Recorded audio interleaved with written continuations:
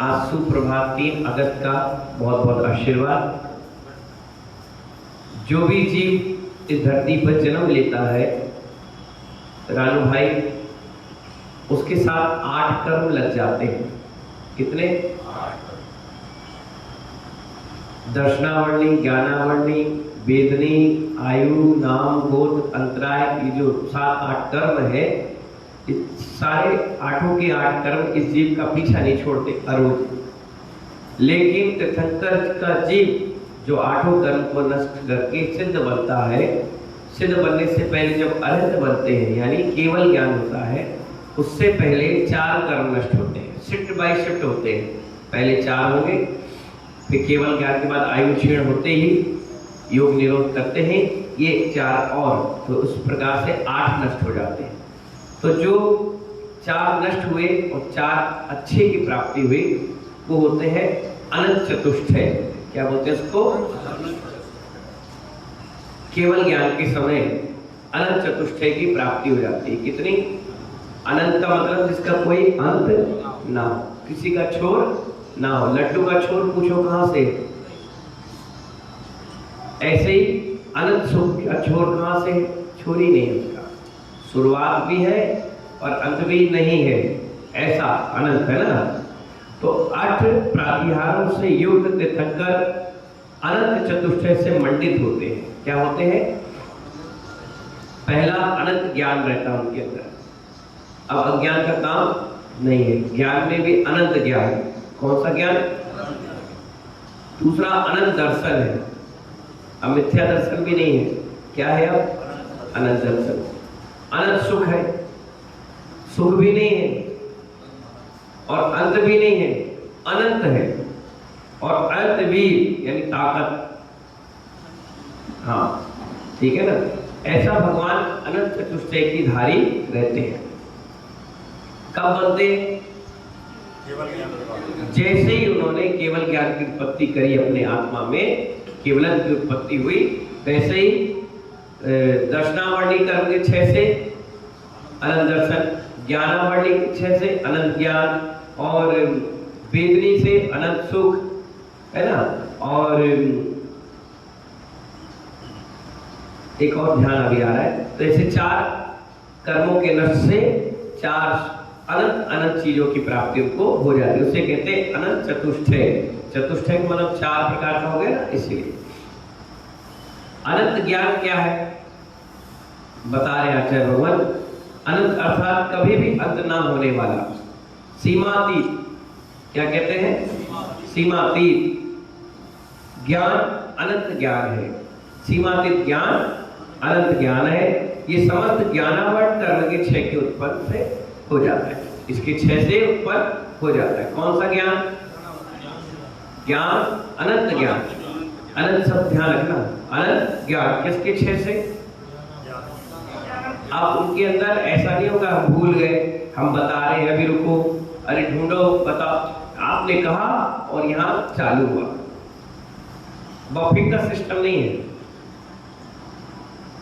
4G 3G 5G net आ गया, उसके बाद में क्या होता है? कोई फाइल लोड करना है तो क्या होता है? यहाँ नहीं है, अनंत ज्ञान है। राजू भाई क्या है? ऐसा होता है तुरंत, आपने कहा नहीं और वहां काम हुआ नहीं, उसे क्या कहते हैं? अब आ गया अनंत दर्शन। क्या आ गया? जिस दर्शन का कोई अंत नहीं, कोई विनाश नहीं, वो अनंत दर्शन। कैसा? जिसका कोई नाश नहीं, किसी का अंत नहीं, वो कौन सा दर्शन? अनंत दर्शन। दर्शनावरणी कर्म के 6 के उदय से होता है। ठीक है ना। अब क्या आ गया? अनंत सुख। कौन सा सुख? अंत और विच्छेद से रहित इंद्रियातीत सुख अनंत सुख है। ये मोहनी कर्म के 6 से। क्या से? अभी मोहनी कर्म के कारण आपको क्या होता है?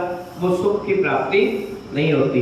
और जो तुम सुख समझ रहे हो, जैसे मास्टर साहब, 2 बच्चे हो गए, बढ़िया जॉब चल रही है, रिटायरमेंट के बाद तनख्वाह आ रही है, बढ़िया मकान बना लिया है, गाड़ी ले ली है, 2-4 घंटे धर्म ध्यान पूजा पाठ में निकालते हैं, पत्नी आज्ञाकारी है, बच्चे बिल्कुल संस्कारित है, पास में मंदिर है, पूजा पाठ है, आप सोचते हो यही सुख है?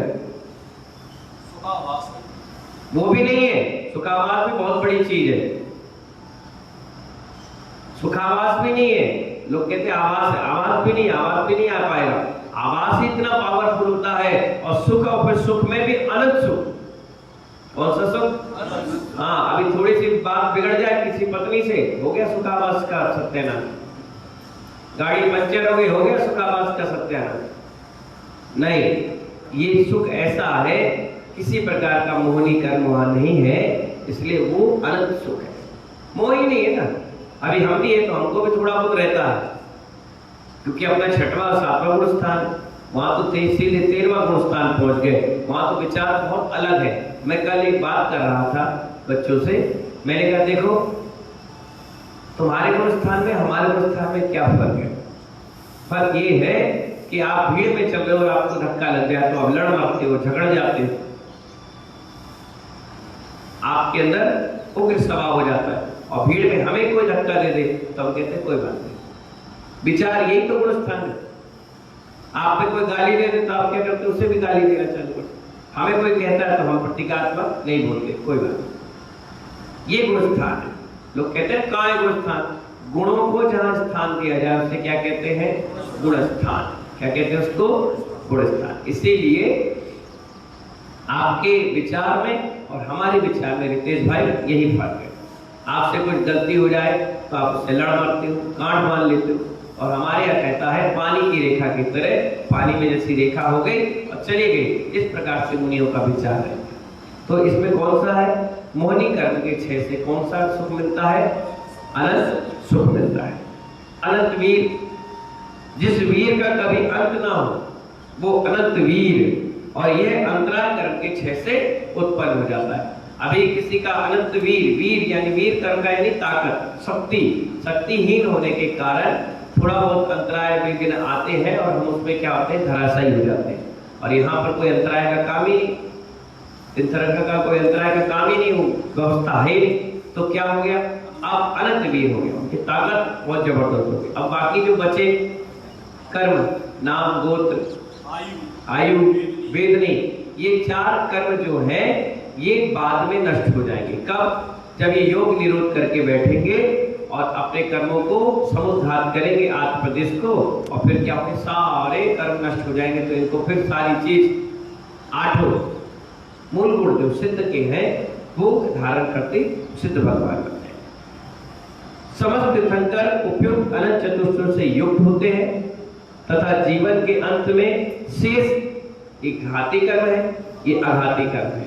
आघाती कर्मों को नष्ट कर सिद्ध अवस्था को प्राप्त करते हैं। 24 तीर्थंकर का विशेष परिचय इस आलेख में आप समाप्त हो गया। अब चल रहा है चक्रवर्ती के विषय पर चर्चा।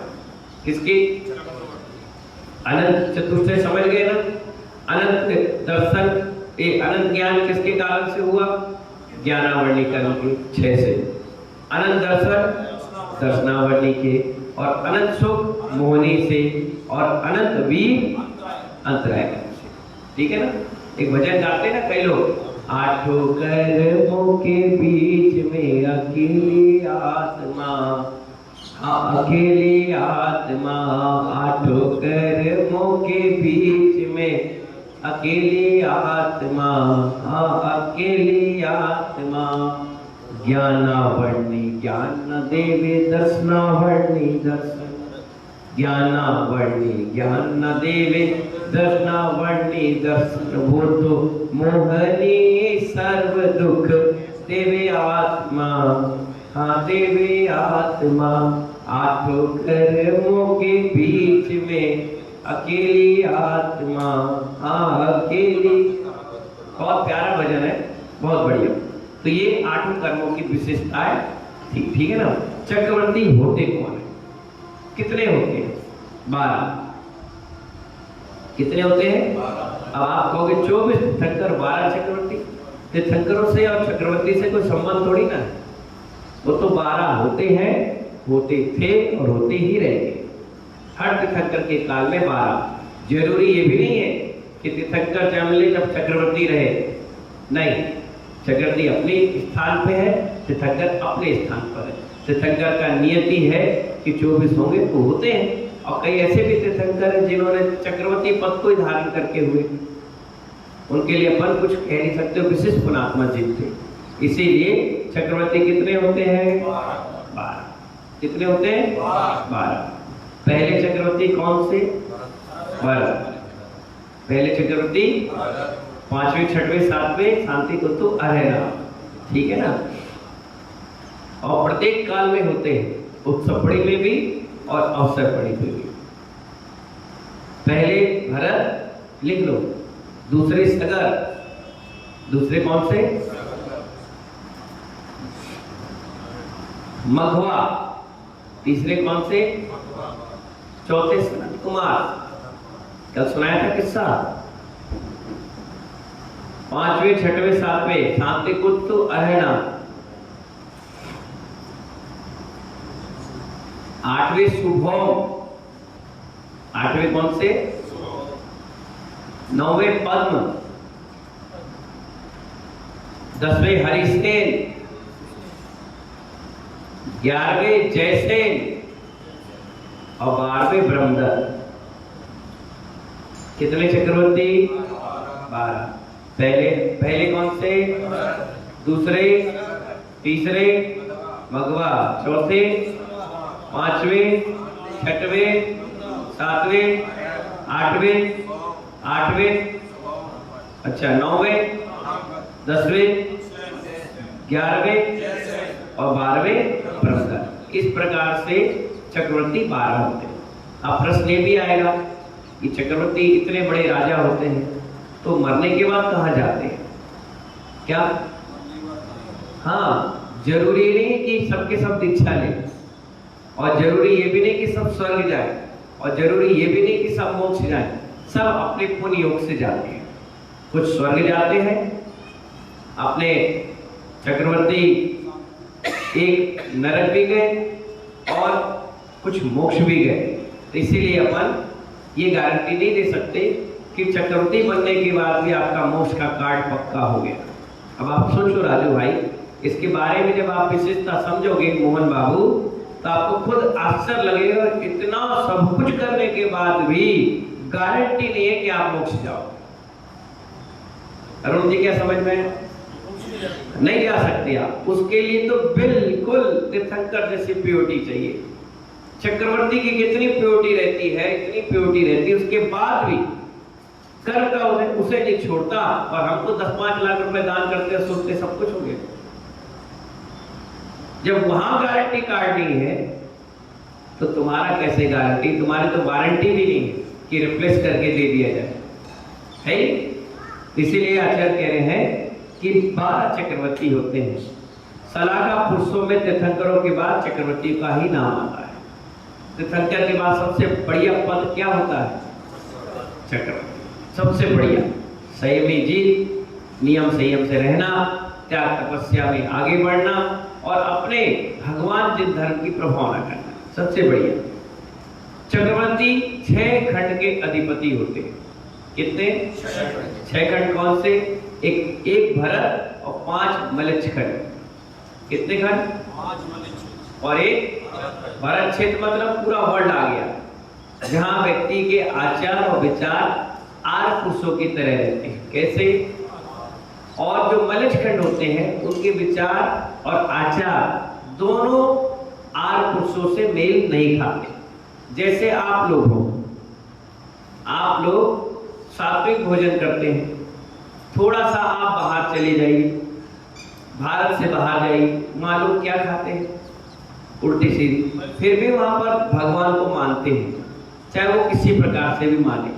थोड़ा और आगे जाओ, वहां तो इंसान को खा जाते हैं, बच्चों को खा जाते हैं। उससे और आगे जाओ तो और कल्चर बिगड़ता चला जा रहा है, और कल्चर बिगड़ता चला जा रहा है। वहां जो जैसा मिले वो खा जाता है, भूख बहुत तेज है। ऐसे ही जब अपने वर्ल्ड के बाहर जाओगे तो अनेक द्वीप समुद्र मिलेंगे, अनेक नदी पहाड़ तरु वन कट पट सब मिलेंगे। तो ऐसे स्थानों पर जहां धर्म ही नहीं है, साधु ही नहीं है, पुण्य की आभाएं नहीं। आप देखिए कितने अच्छी बात कि तीर्थंकर जन्म लेते हैं भरत क्षेत्र में, और तीर्थंकर मोक्ष भी जाते हैं तो भरत क्षेत्र में। वो आरखंड में मलेच्छ खंड में नहीं गए क्योंकि वहाँ धार्मिक वातावरण है। और आप भी देखिए भरत क्षेत्र में भी भारत देश, कौन सा देश? भारत देश में भी चुनिंदा प्रदेश में भी चुनिंदा नगर, जिले और गांव में ही वर्षा योग होते हैं, हर जगह नहीं होते। अब आपके कितने साल बाद हो रहा है? 20 साल बाद। क्यों हो रहा है? इसलिए हो रहा है कि हम सभी लोग आठ पुरुषों की तरह नहीं रह रहे थे। मलेच्छ खंड जैसा बन गया था। उपमा दी जाती, बना नहीं, लोग कह देते हैं। जैसे कोई पढ़ाई लिखाई ना करे तो कहते गधे, तो गधा थोड़ी ना बन गया, उपमा दी गई। हाँ, कोई काम कर रहा है ज्यादा, क्या बैल जैसे लगे हो।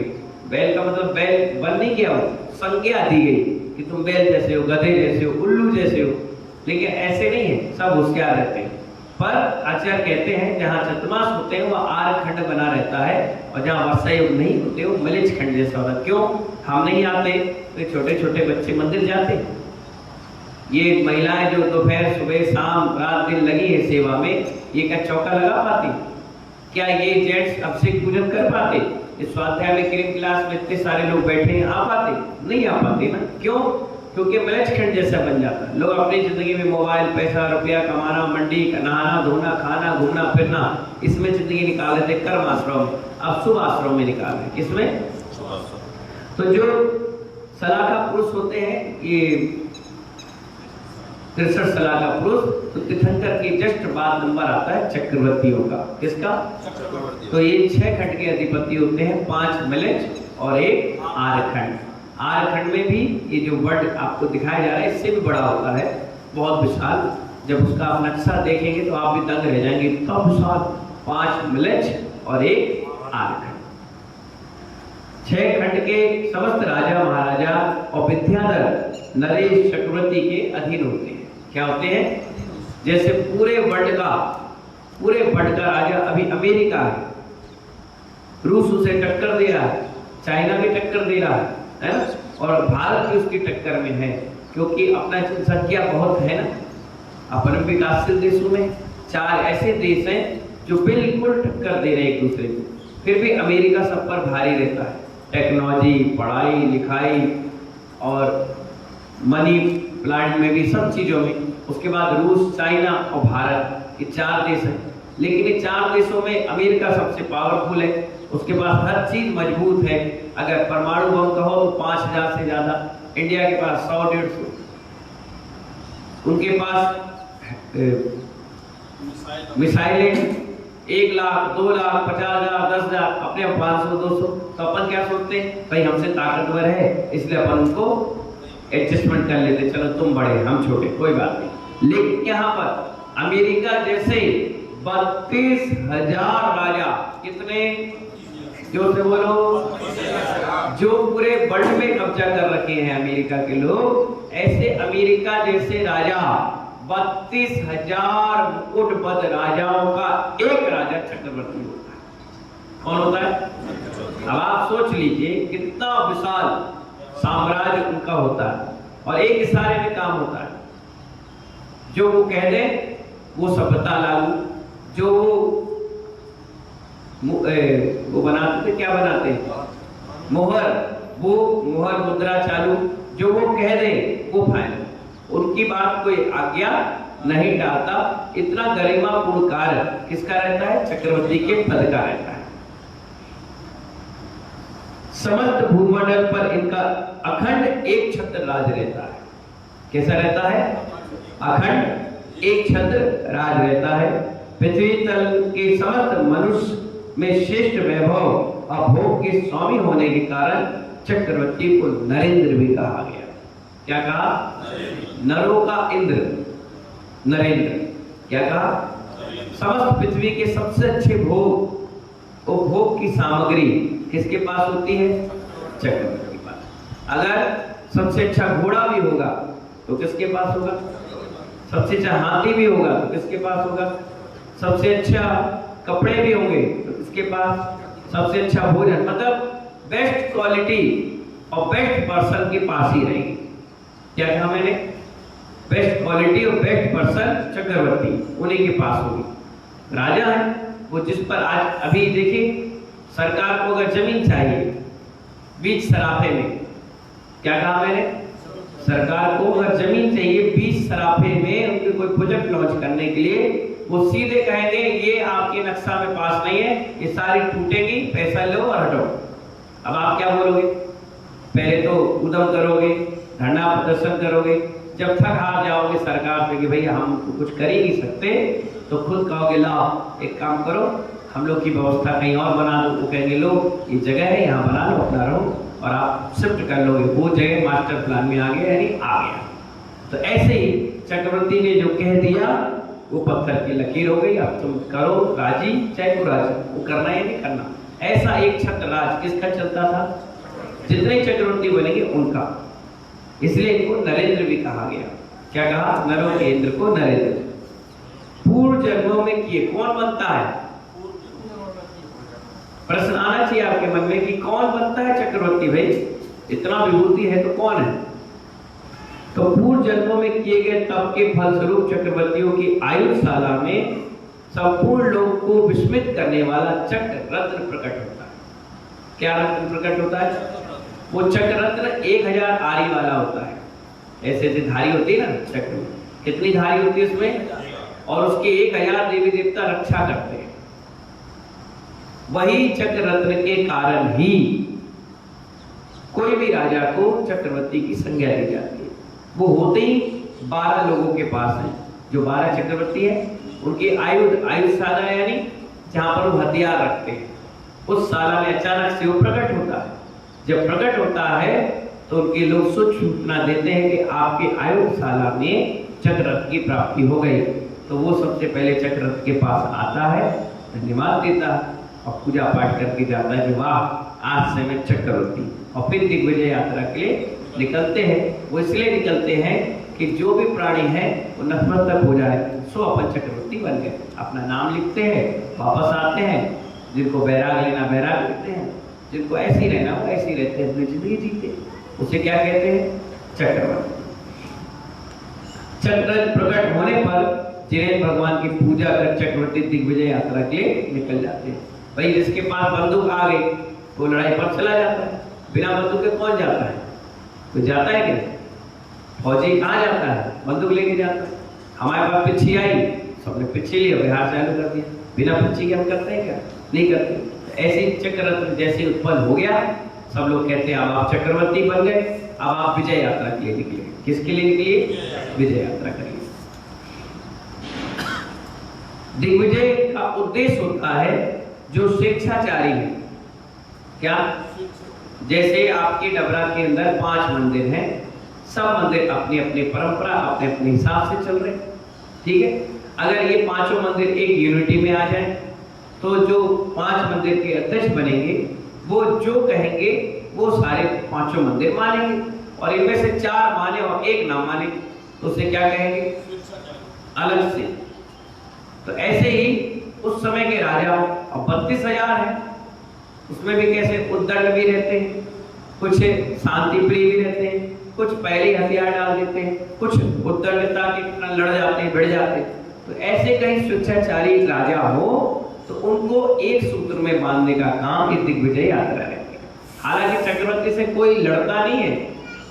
अब जो इतना बड़ा आदमी है उसके सामने कौन बोल रहा? कोई बोलते नहीं।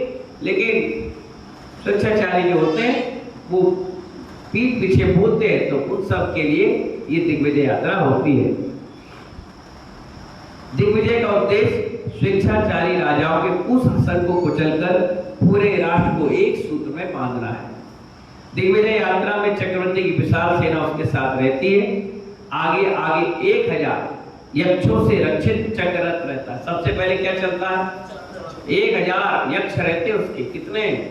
हाँ, पूरे घेर के चलते हैं। उसको देख कर ही लोग हथियार डालना चालू कर देते, क्योंकि वो चक्ररथ जिस पर चल गया पूरे खानदान को नष्ट कर देता, बहुत खतरनाक होता है। दिग्विजय द्वारा चक्रवर्ती समस्त राजाओं को अपने अधीन कर उन्हें सही नीति पर चलने का आदेश देते हैं। सब आते हैं, अपनी अपनी भेंट चढ़ाते हैं, राजा हम आपके अनुचर, ठीक है न्याय नीति से रहना है, भगवान की पूजन पाठ करना है, किसी को परेशान नहीं करना। ठीक है राजा साहब, चलो आगे चलो। अब इतना ही तो हो गया, अधीन हो गए वो। इस प्रकार समस्त भारत क्षेत्र के 6 खंडों पर विजय प्राप्त कर अपनी दिग्विजय यात्रा को पूरी कर लेते हैं। ठीक है ना। सभी चक्रवर्ती निकट भाव जिन शासन के अनुयायी होते हैं, इनमें से कुछ उसी भाव में मोक्ष जाते हैं, कुछ भावांतर में मोक्ष जाते हैं। स्वर्ग से चक्रवर्ती आते हैं। चक्रवर्ती का जीव कहां से आता है? स्वर्ग से आता है। आपके मन में प्रश्न करना होना चाहिए कि मां के गर्भ में आया वो जीव तो कहां से आया? पहले वो मुनि रहे, खूब तपस्या करे, स्वर्ग गए, स्वर्ग में साधना करी, मतलब अपनी अच्छी वर्गणाएं, अच्छे विचार रखे, वहां के विचारों से वो मां के गर्भ में आए, क्या बने? पुरुष बने। और पुरुष में भी महापुरुष बन गए, चक्रवर्ती बन गए। क्या बन गए? चक्रवर्ती बन गए। इस प्रकार चक्रवर्ती का ये छोटा सा चैप्टर आपने समझा। बाकी का चक्रवर्ती का वैभव, अंग, रत्न, निधियां और क्या उसकी व्यवस्था होती है, ये कल अपन समझेंगे 4 तारीख के सुबह क्रिम क्लास में। जब तक के लिए सभी को बहुत बहुत आशीर्वाद। जय बोले महावीर भगवान की।